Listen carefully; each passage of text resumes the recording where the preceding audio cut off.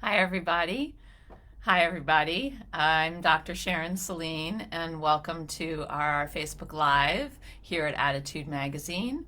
I'm excited to be here and talk about something that is very near and dear to my heart, which is the fifth anniversary of my book, and to share with you some insights about the 5 C's of my ADHD approach and how those could assist you in your family to build more connection and reduce conflict. So, for those of you who are joining, if you would say hi and let me know where you're from, that would be great. I love to connect with everybody, and we haven't been together in a few weeks, so I'm looking forward to getting a chance to say hi. So tell me where you're from and reach out and greet us in the chat. Um, I see that Attitude is checked in. Hi, Annie. Nice to see you. Um, so today we're going to be talking about what are the 5 C's of ADHD and how they make a difference. How can they make a difference? So hi, Emma from the Isle of Wight in the UK. Oh, I've always wanted to go there. Nice to meet you. Hi, Beth from Michigan. Nice to meet you too. I've been to Michigan a couple times. It's lovely. Hi, Amanda from Ontario, Canada. Great to have you. So very lovely to have all of you here. So I thought we could start off by writing down in the chat a goal that you have for your family or for yourself. Something that you would like to do in terms of improving your family connection and how people are living together, or something that you have a goal that you have for yourself in life right now. Hi, Susan. Happy Thanksgiving as well. So let's write in some of our goals. What is your goal for your family or for you as a parent? Or what is your goal for you as an adult in your adult life? I would say for me, my goal as a parent is maintaining my equanimity, because you can't always control what happens, but you can control how you respond to them, and you don't have to let it reduce you, as Maya Angelou says. So Beth says, yet less yelling. Less yelling is always a good thing. So when we think about living with ADHD or parenting kids with ADHD, I'm curious how many of you are parents here. If you would let me know that, that would be great. And if you're here for yourself, I'd like to know that also, because I'll gear my talk toward making sure the 5 C's of ADHD apply to you.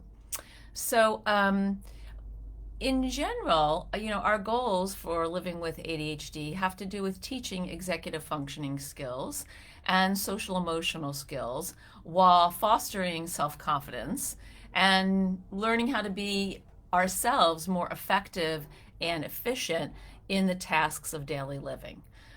So this 5 C's of ADHD approach that I've created and I talk about in my book, What Your ADHD Child Wishes You Knew, is an integrative and collaborative method for reaching our kids more effectively and being able to hold on to ourselves in the face of sometimes really frustrating behaviors. So Jennifer, you're here for yourself and your kids. Beth, for your kids and your hubby. And Libs, you want to help your son be less frustrated. Fantastic. So when I talk about what these 5 C's are, which I'm going to tell you in a minute, we're talking about an integrative and collaborative method for reaching and teaching kids who are neurodivergent. And we're relying on working with kids for solutions to common problems to increase their buy-in and their cooperation. And we're starting from the connection that everybody in the family dislikes the trouble spots. I think sometimes we forget how much our kids don't like it when we argue or fight, and some of that is because they can be argumentative or provocative, but they really don't like it, and it doesn't make them feel good. So my whole way of working with ADHD, of living with ADHD, is from a foundation of strength-based thinking and attentive awareness. So a strength-based thinking, I'm interested in competencies, I'm interested in habits, in things that really make people sparkle, and I'm interested in attentive awareness, which is observing, listening to, and acknowledging what people are saying with their words and what they're showing us with their bodies. So what do kids want? Kids want regulation. Kids want empathy. Kids want inclusion, predictability, and recognition. They want these 5 things: regulation, empathy, inclusion, predictability, and recognition. How are we going to give that to them? How are we going to show up for them in a way that meets their needs and also meets some of ours? So I'd like to go back and look at the chat a little bit, see who's here. Emma says, let's see, Susan, I'm here for me, cleaning off the dining room table. Really, kids are up and out. Always happy to have you, Susan. Welcome. Emma, manage reactions from everyone in the family. Boost everyone's self-confidence. I have recently been diagnosed with ADHD, and my children are displaying signs of it too. And I want to embrace it with them and make the most of this gift rather than it being negative. Wonderful, Emma. We'll be talking about that. Let's see. And Lynn says hello from the Seacoast. Great. So let's look at these 5 C's. So what are the 5 C's? The first C is self-control. And what does that look like, right? Everyone says, oh, you have to manage your emotions better. You manage your emotions. So what I'm talking about is actually noticing what things trigger you, how you can manage those triggers more effectively so that you can show up and be available for your child. Because when we're dysregulated, our kids who are neurodivergent cannot regulate themselves. It's too difficult. So we show up just like sort of the old adage, when you get on an airplane, if you're a parent, if there's an emergency, God forbid, you put the oxygen mask on yourself and then on your child. So this is what we're talking about here, learning what triggers us and what soothes us so we can show up when our kids are dysregulated. The second C is compassion. Meeting our kids where they are, not where we think they should be, based on their size, based on their IQ, based on what their cousin Andy is doing, based on their age. Because our kids are who they are. They have strengths and they have challenges, and they may not be exactly where you would like them to be or how you would like them to be. This ability to meet kids where they are lies at the heart of a positive parent-child alliance and a positive adult-child reliance. It's also really useful in relationships to meet our partners where they are rather than where we think they should be. So that's something that's worth thinking about. We want to help our kids accept the brains that they have and try to understand what it's like to walk a day in their shoes. Now, compassion is not just directed outwardly, it's also directed to ourselves. How do we nourish self-compassion? How do we forgive ourselves for the times when we don't act the way we would like, when we say something we regret, when we actually can talk to ourselves in a kind, loving way, the way we would talk to a best friend? Consistency is collaboration, is the next C, and it's really at the heart of of the 5 C's approach, and it's about working together with kids and, of course, other important adults in their lives to find solutions to daily challenges. When kids are not involved in the solutions to things that they're struggling with, they lack buy-in. And when they lack buy-in, they're not going to actually really fully participate. And we won't see if the interventions that we're trying to do are actually working. We can't tell. Consistency. This is not about perfection, but it's about doing what you say you're going to do more often than not. It's about steadiness. And we want to nurture our kids' efforts to do that. That's why I talk about efforting my book rather than just trying. Trying is a little bit of a toss-off, but efforting for these kids is really a whole body experience. It's your mind, it's your body, and it's your emotions. They all come together as you attempt and effort things and make efforts toward things. So we want to nurture their efforts to do their best and do the same for ourselves. And we want to remember that predictability and routines are very comforting for neurodivergent kids, particularly those with ADHD, and they foster executive functioning skills, no matter how much kids push away from that. And one of the common questions I get from parents who are raising kids with ADHD who have it themselves is, I myself struggle with consistency and routines. How am I going to teach my child how to do that? And we'll come back to that question. But the short answer of that is you do the best that you can. You write things down. You work together with your child on something that you want to see be more consistent and they want to see be more consistent too. And figure out how you can support each other. The last C is celebration.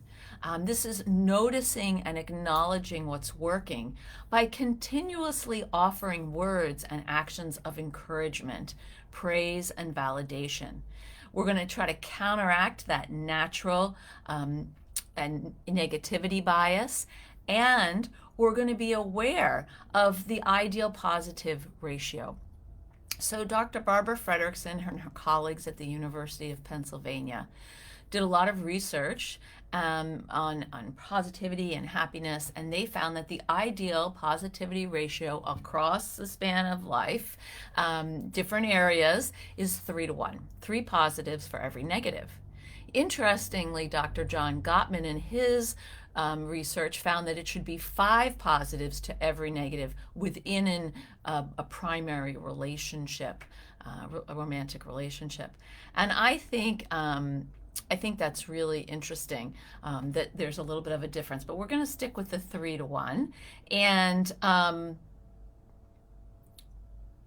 curious for you who are on, for yourself or your kids, for every one positive thing you hear a day or your child hears a day, how many negatives do you think they hear? How many negatives do they tell themselves? What do you tell yourself? So what do you think the ratio is for you in your own life? Okay. All right. So we have self-control, we have compassion, we have collaboration, consistency, and celebration. Okay. So I'm curious, Susan, you said most of your negatives are internal. I'm wondering if that's true for the rest of you. Are most of your negatives internal or external? So when we're trying to, improve our self-control, our compassion, our collaboration, our consistency, and our celebration, we want to start at the beginning, and we want to start simply. So what we want to do is first identify things that trigger us. We can't manage ourselves if we're dysregulated if we don't know what the signs are of becoming dysregulated, right? And what the signs are of becoming dysregulated are individual to all of you. Maybe it's a tightness in your stomach. Maybe it's a tightness in your chest. Maybe you clench your teeth. You start perspiring. What is a way for you to notice that you're becoming triggered? If you could put that in the chat, that would be great. Because when we can identify the triggers in ourselves, then we can move towards an intervention. Oftentimes, when we're feeling out of control, we try to push it down and ignore it, and then it just gets stronger and it makes it harder. What I would like to encourage you to do is that when you notice that you're becoming dysregulated or triggered, that you actually take a pause for yourself first. And one of my favorite things is going to the bathroom, because kids understand that parents go to the bathroom by themselves. Kids also understand that, when you're in the bathroom, they will have to wait on the other side. They may be banging the door, but they're waiting on the other side. And so one thing that I think is important is to think about, what are some physiological signs that you notice about yourself that you're getting triggered, and then what is something you could do to slow the process down. That's how we create self-control. We slow the process down.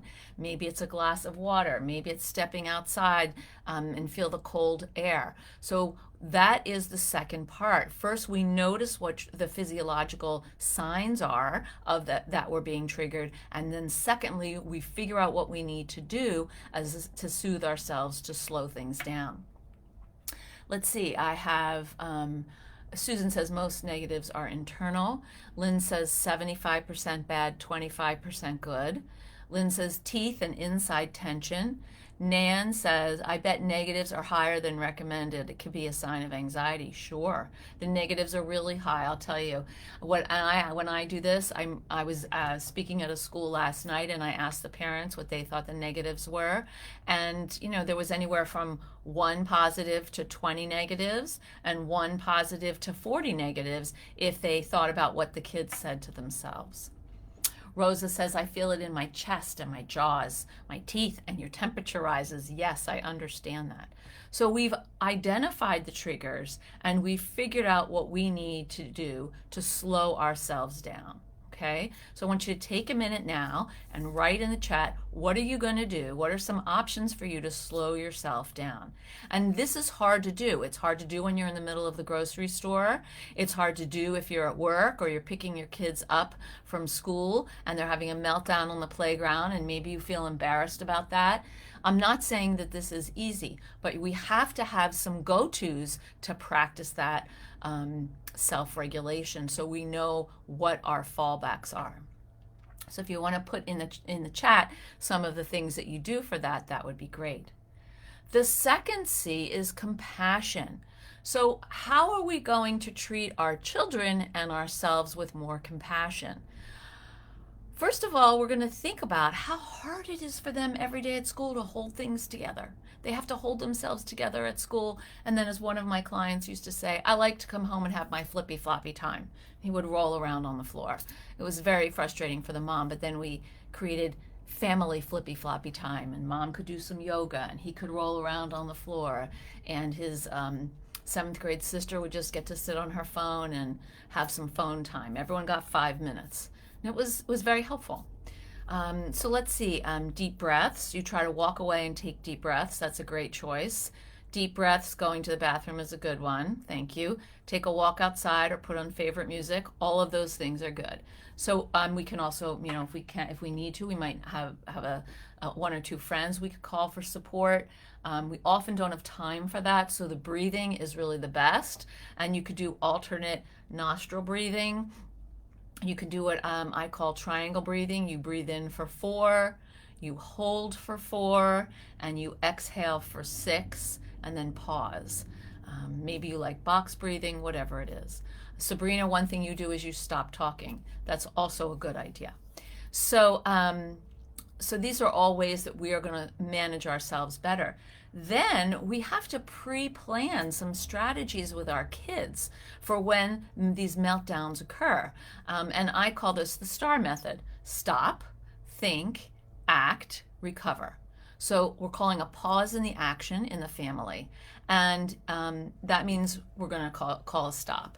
And what's going to happen during that stop is people are going to do things that help them slow down and soothe themselves.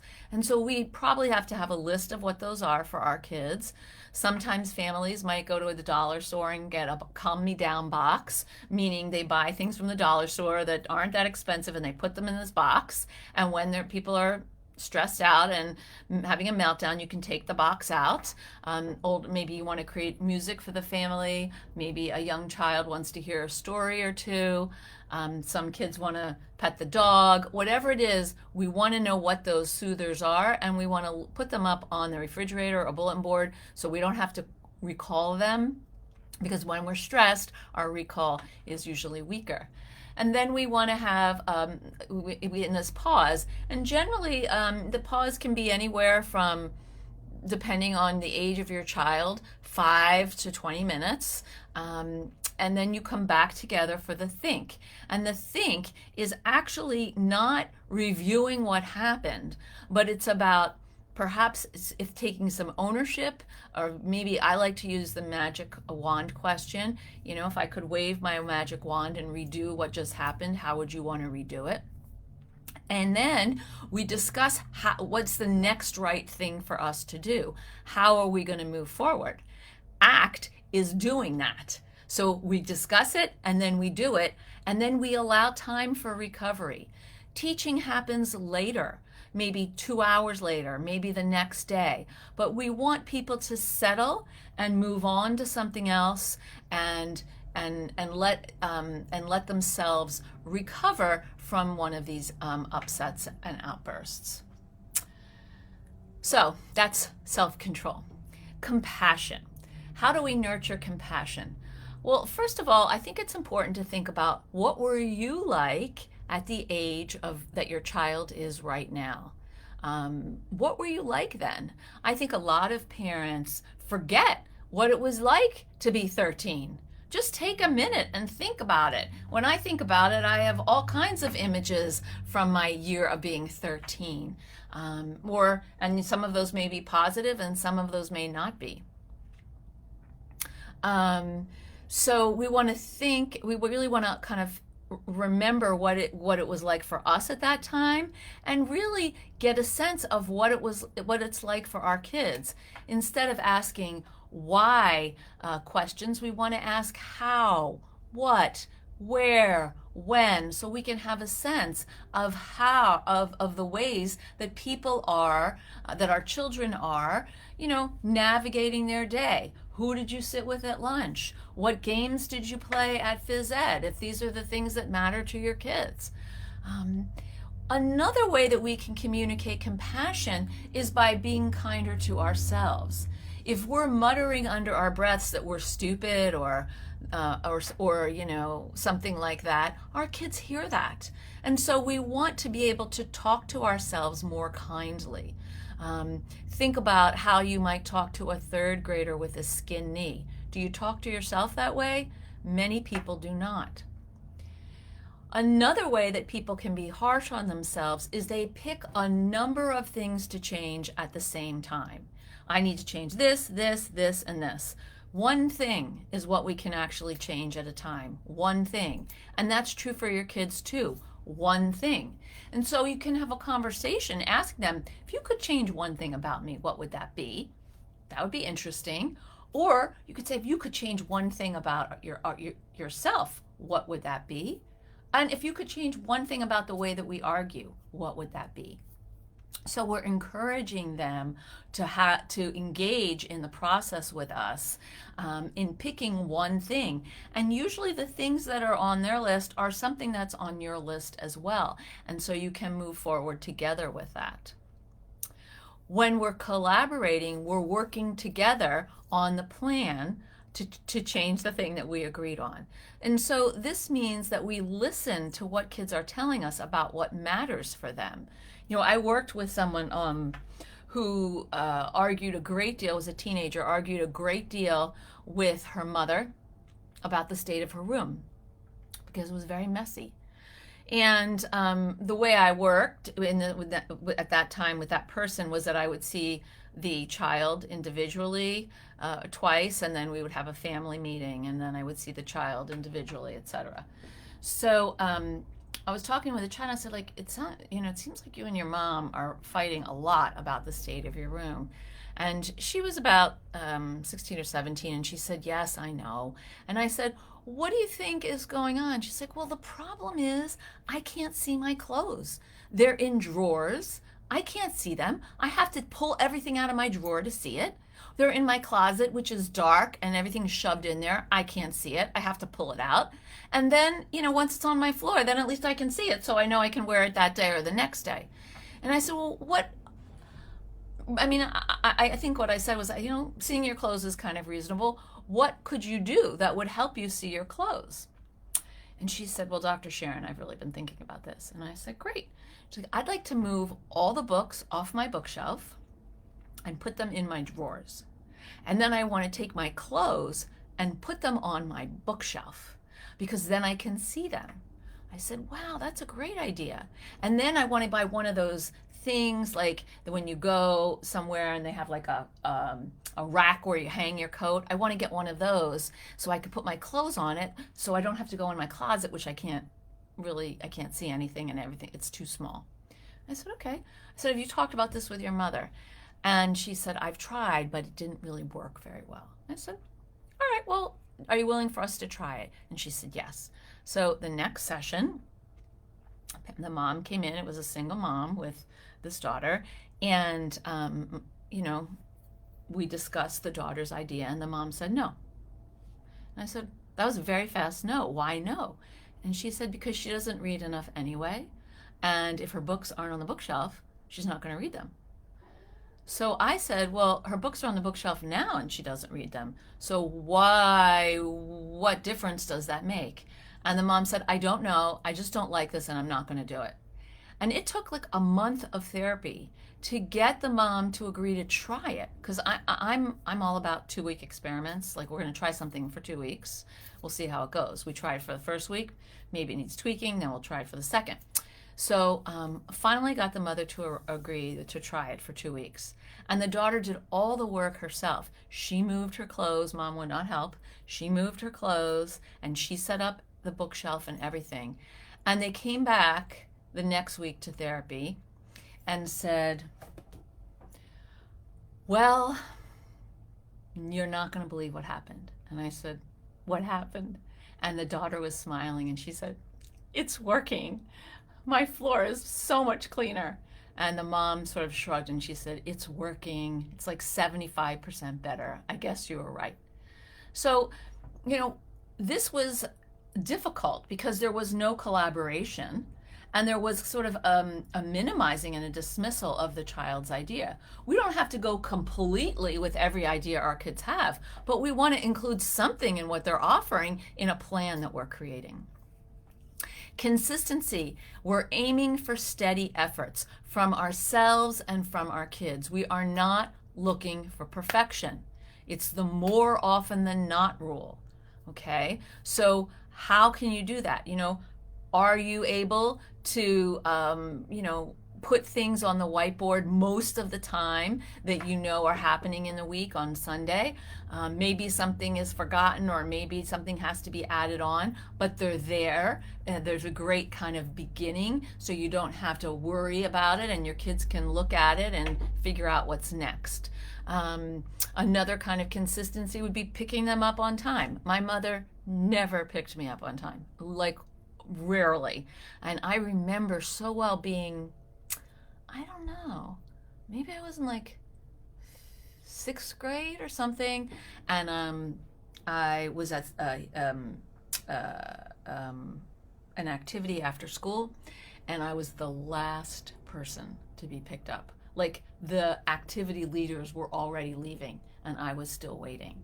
And that was really hard for me. And the consistency was that she was never on time. And then occasionally she would be on time. So I would get all confused. Are you going to be on time or are you not going to be on time? And then she was quite defensive about it. So we really want to, aim for steadiness. And if we forget something or we miss the mark, we own it.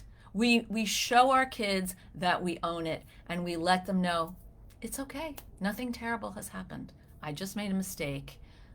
I'm sorry. Nothing terrible has happened in that nothing terrible in that I don't have to hide this from you. I can own it, and that way you'll see what it's like to make mistakes when you grow up and be able to handle it. And lastly, celebration. So celebration isn't, I'm going to bake a cake because you decided to clear the table when I asked you. Celebration is noticing any progress our kids and ourselves make towards a desired goal. Any progress is progress. 2 steps forward and 1 step back is still forward motion, right? So we want to really pay attention to that. So I'm curious for you, of these 5 C's, with self-control, compassion, collaboration, consistency, and celebration, which do you think would be easiest for you to focus on? Which would be the easiest for you to focus on?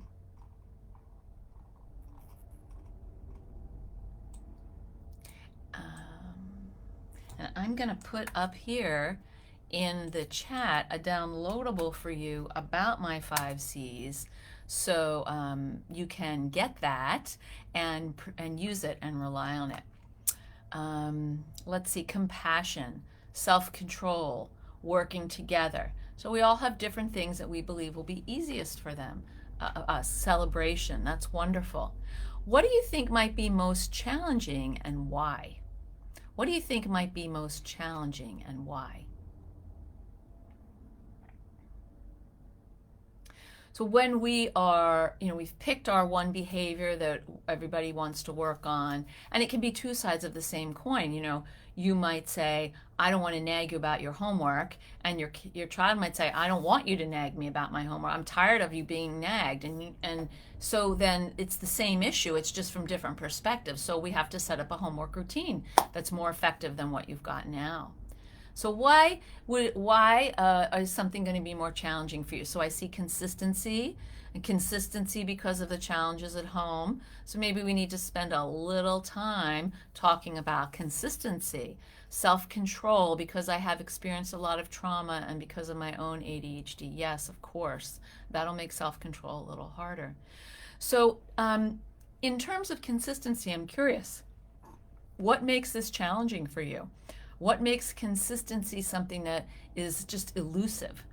I think for a lot of people, consistency is doing the same thing over and over again, and that's boring. And that's not exactly what I'm talking about. What I'm talking about is like a structure, a routine of some kind that isn't necessarily boring, but we know what to expect. So come home from school, have snack, do homework, then get to, have some free, fun screen time. Then we have dinner. Then after dinner, anything left that we might want to do, in terms of picking up the house, or maybe we watch a show together. Then it's bath, getting ready for bed, quiet activities, maybe play a game of cards if there's time, or read a story, kind of a thing. And even teenagers may not want to read a story, but they may want to talk to you. So the challenge is, remembering to stick to the routine. Yes, Natalie, you're right. And so I think the more that you can sort of set up a structure, a basic structure that then you can follow and that you have room to maneuver in. So, you come home from school, you have a snack. Do you have the same snack every day? Probably not. You have homework. Do you have the same homework every day? Probably not. Do you do the same screen thing when you've earned your screen time from finishing your homework? That's up to you. So there's a kind of directed free choice in this model, because the actions are the same, the structure is the same, but the individual activities differ. We want to remember to redirect ourselves and our kids when we're drifting away from a routine, and refer back to the mutually agreed upon plan. Expect to keep scaffolding in place longer than you think. Remember that ADHD brains mature with up to a 3-year delay in the connectivity of the prefrontal cortex. So the structures of our brains develop the same as everybody else's, but that those connections between the prefrontal cortex and the rest of the body are delayed. And, if you have lower amounts of dopamine in your brain or lower amounts of norepinephrine, you're still going to have those, even though your brain may have reached its full maturity around the age of 28 for most people with ADHD, 25 for those without it. So let's talk a little bit about expectations for ourselves and our kids, because I think sometimes these expectations can get in the way. Sometimes we expect our kids to complete something and then they don't fully complete it, and then we're upset with them instead of celebrating that they really made a significant effort to do it differently and they succeeded for a while. It's like maybe your son held off from yelling at his sister who was pinching him and trying to play with his Lego, and he really managed himself and then he couldn't do it anymore. And so that's something we want to notice. Like, I saw you trying so hard, and that I'm really proud of you for the ways that you were trying. Sebastian says, never had consistency or routines while growing up, and to this day I still have difficulty sticking to routine. Yeah, it's really something that we learn as we're maturing, and I think that it's something that really is important for us to impart to our kids. Again, not with rigidity, but just with a sense of, we do this, then we do that, then we do this other thing, so that there's a sense of sequencing, which is important for kids to learn.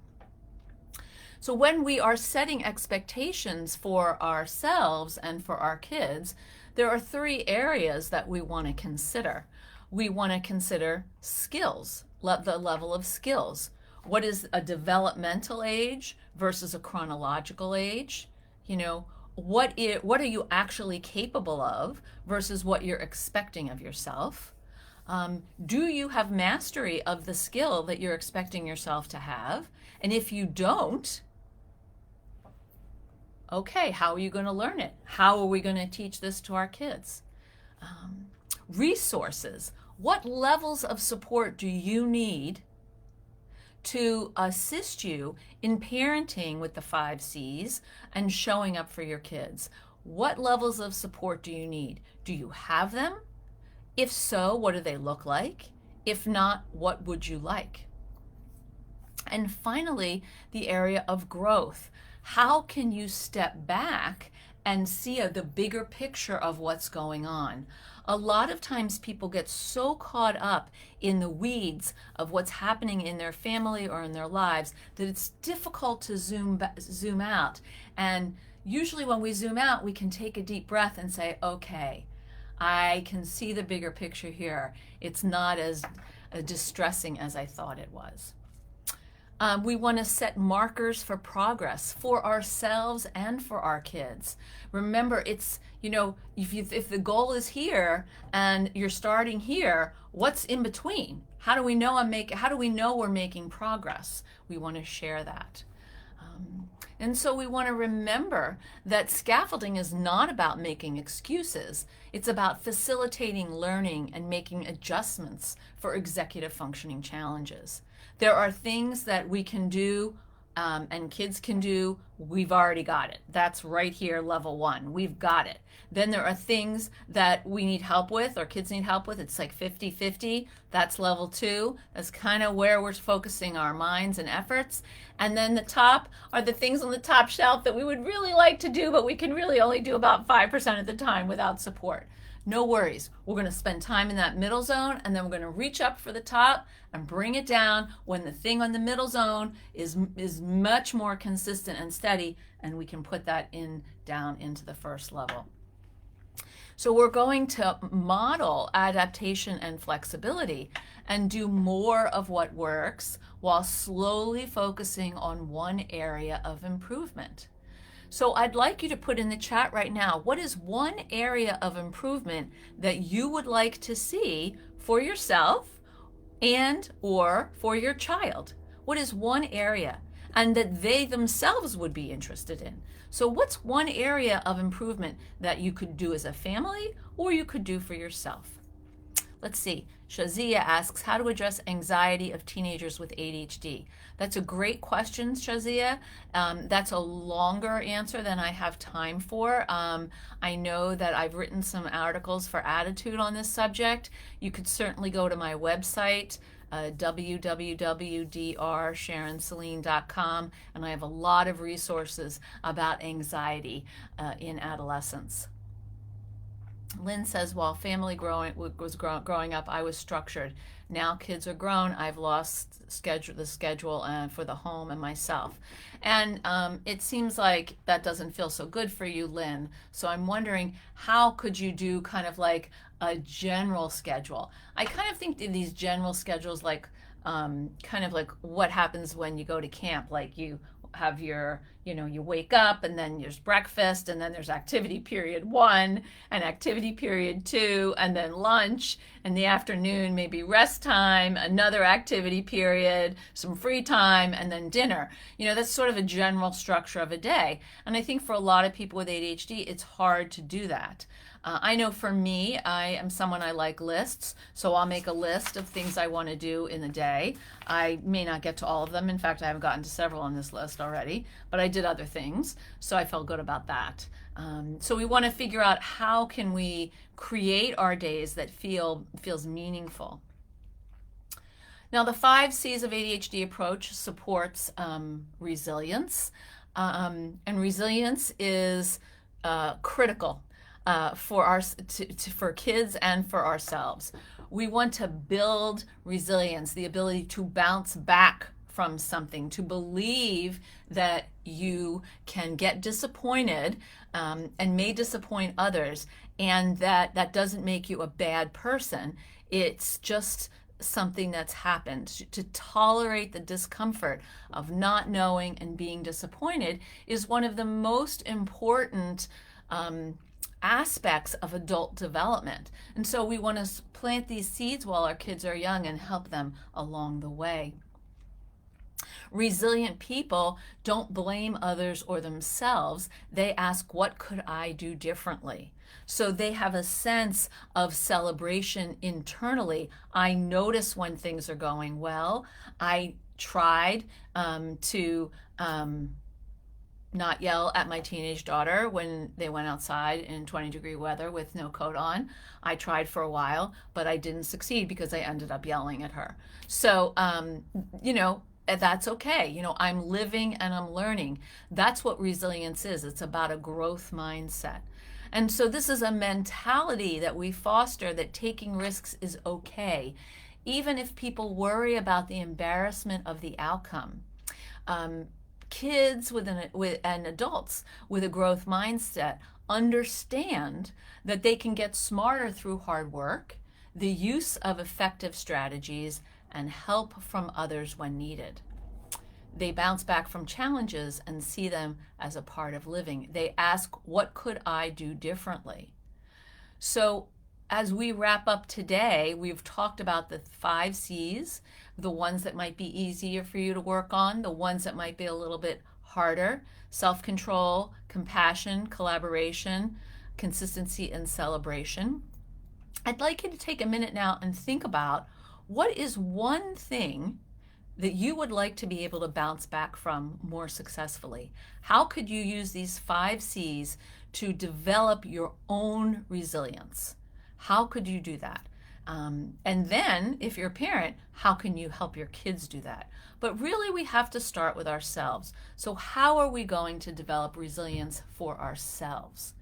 The growth mindset literature says we want to focus on islands of competency, areas of our interest, things that we think we do well. We want to find charismatic adults who support and mentor us, not necessarily, Beyonce or Adam Sandler. We want to have this positive oriented mindset that I can take risks and see what happens. And if it doesn't work out, I'm not a failure. It just means it didn't work out. Lynn, being disappointed over and over by my mother, over and over, bouncing back over and over. It gets so old, and the boundaries are very hard to set. Right, but in these moments, Lynn, I actually think of Michelle Obama. I'm like, okay, I'm going to rise like Michelle Obama rises. She's like, when they go low, we go high. That's what I think about, and that's really what you want to carry with you, because your mother's never going to change, and the memories you have are your memories.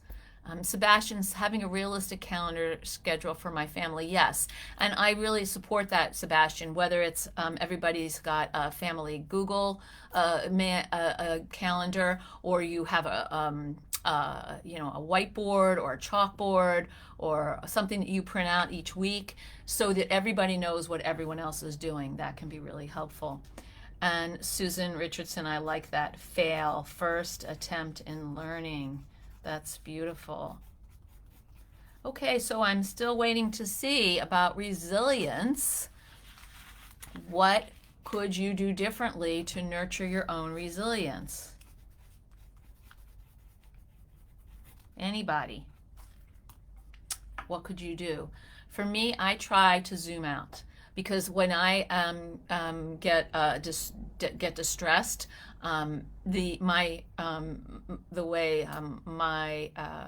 I struggle with emotional control, and so I get really flooded and overwhelmed. So I have to really pull back and look at the big picture, and that helps me settle, because I can get perspective and think about the wider world and not this little teeny thing that's bothering me. Anybody else want to share how they might want to build some resilience in themselves? How are you going to do that? Anybody want to share that before we wrap up? How can you build resilience? Well, I'll tell you that the learning process happens over time, by reminding ourselves and our kids of ways that we've succeeded in the past and how we might be willing to succeed in the present. Lynn, be nicer to yourself. That would be a great thing to do for resilience. Anybody else? What could you do to nurture your resilience? Anything? So be nicer to yourself. For me, it's zoom out. Also, being nicer to myself is always a good one. Anybody else want to share? Okay. Well, I hope you'll think about how to do that as we wrap up. Rosa, being more compassionate with myself when I mess up. Yes, and when you do that, you model that for your children as well. And you put some good, loving deposits in the bank for yourself, so that you're not walking around with a little bit of an empty bucket feeling depleted and not being able to see what's special and unique about who you are. And I know that there's something special and unique about every one of us. Thank you so much for joining me today. It was really great to be here and to talk a little bit about the 5 C's. This is the 5th year anniversary of my book, and I'm happy to say that Attitude ran I want to say a giveaway, a raffle, and we were able to send the book to several people. So thank you, Attitude, for supporting me, and thank you all for coming. For those of you who are in the United States, I wish you a very happy Thanksgiving. We will not meet in 2 weeks because I will be at the International ADHD Conference, but we will meet after that for 2 weeks in a row, and I can't wait to share with you all the things that I've learned.